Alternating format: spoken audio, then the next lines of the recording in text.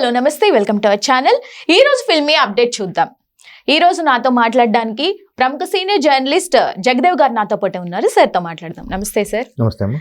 Sir, ఇప్పుడు మన శంకర్ వరప్రసాద్ ఎంత సక్సెస్ అవుతుందో మనకు తెలుసు. బట్ ఒక కాంట్రవర్సీ ఇష్యూ జరుగుతుంది. అంటే కలెక్షన్స్, మణిశంకర్ వరప్రసాద్కి వచ్చిన కలెక్షన్స్ అన్ని ఫేక్ అని చెప్పి సోషల్ మీడియాలో హల్చల్ చేస్తుంది. సో ఈ నేపథ్యంలో ఓ జర్నలిస్ట్గా మీరేం చెప్తారు?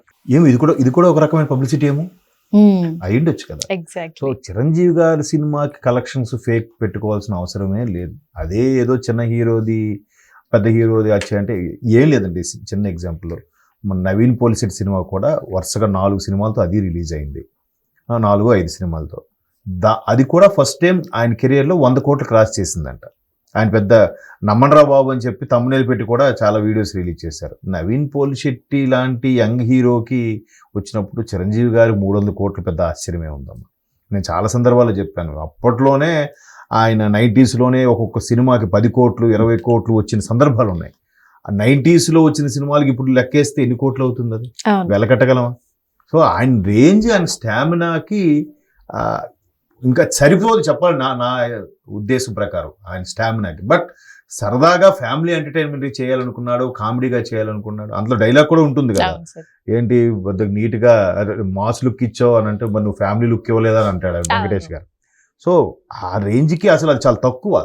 కాకపోతే తెలుగు నేటివిటీ ఒక ప్రాంతీయ భాషా చిత్రం అయ్యింది 300 కోట్లు కలెక్ట్ చేయడం పెద్ద విశేషం. అది ఇవాళ రేపు ఓవర్సీస్లో చేస్తున్నారు.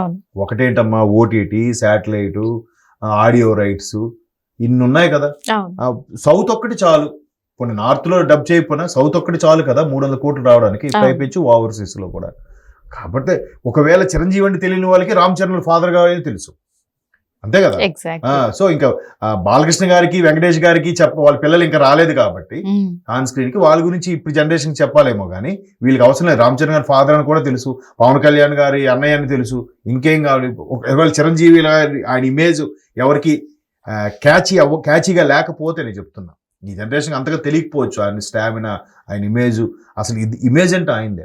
నేను చూసినంత వరకు అది ఎంత పిచ్చగా ఉండేదంటే, అసలు మేబీ ఆ స్టార్డమ్ ఇంకెవరు ఎంజాయ్ చేస్తుంటారు. అంత బాగా ఆయన స్టార్డమ్ చేసిన వ్యక్తి. 300 కోట్లు అనేది నా దృష్టిలో జూజూబి.